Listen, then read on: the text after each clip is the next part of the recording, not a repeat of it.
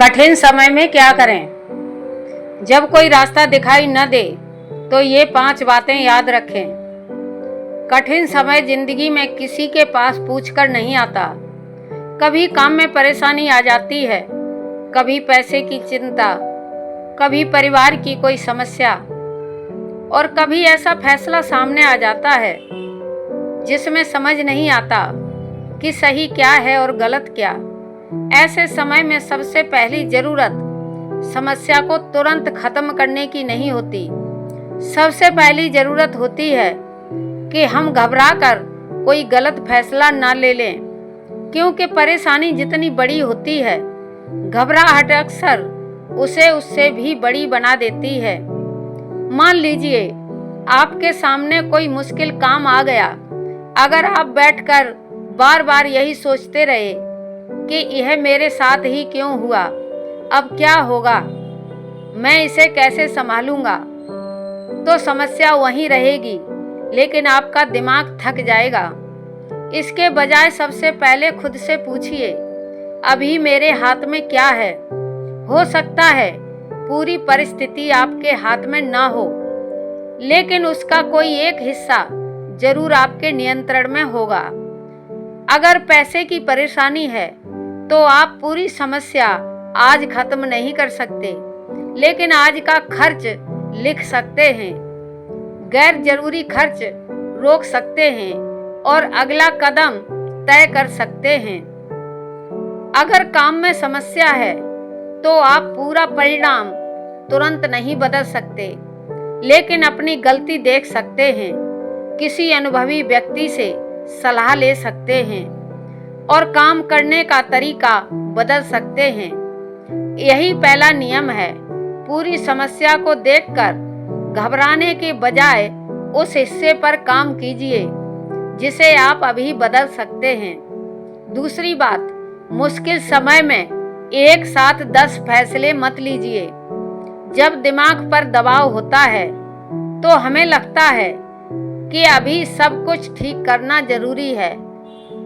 इसी जल्दबाजी में हम कभी ऐसा निर्णय ले लेते हैं जिसका नुकसान बाद में समझ आता है।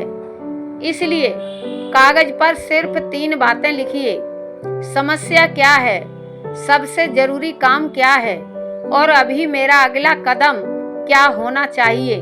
बस पूरी जिंदगी का फैसला उसी दिन करने की जरूरत नहीं है। कई बार हमें मंजिल तय करने से पहले सिर्फ अगला मोड़ पार करना होता है। तीसरी बात, समस्या को छोटा करके देखिए। मान लीजिए आपके पास 10 काम जमा हैं। अगर आप 10 को एक साथ देखेंगे तो लगेगा कि कुछ भी संभलने वाला नहीं है, लेकिन अगर आप कहें पहले यह एक काम पूरा करता हूँ, फिर अगला देखूंगा, तो वही काम थोड़ा आसान लगने लगता है। मुश्किल परिस्थितियों में भी यही तरीका बहुत काम आता है। बड़ी समस्या को छोटे कामों में बांट दीजिए। एक काम पूरा होगा तो आपको अगला कदम साफ दिखाई देने लगेगा। चौथी बात, मुश्किल समय में हर व्यक्ति की सलाह लेना जरूरी नहीं है। जब हम परेशान होते हैं तो हम किसी भी व्यक्ति से पूछने लगते हैं कि क्या करें, लेकिन हर व्यक्ति आपकी परिस्थिति, आपकी परेशानियां और आपकी क्षमता को नहीं समझता।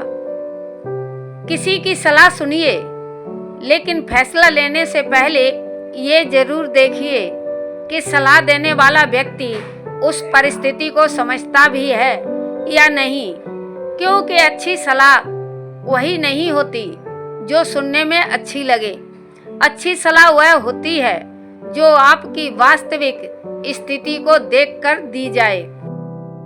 और 5वीं बात सबसे महत्वपूर्ण है, कठिन समय में अपनी दिनचर्या पूरी तरह मत छोड़िए। परेशानी आने पर कई लोग खाना, सोना, काम करना, लोगों से बात करना सब बिगाड़ देते हैं। फिर समस्या के साथ शरीर और दिमाग की थकान भी जुड़ जाती है।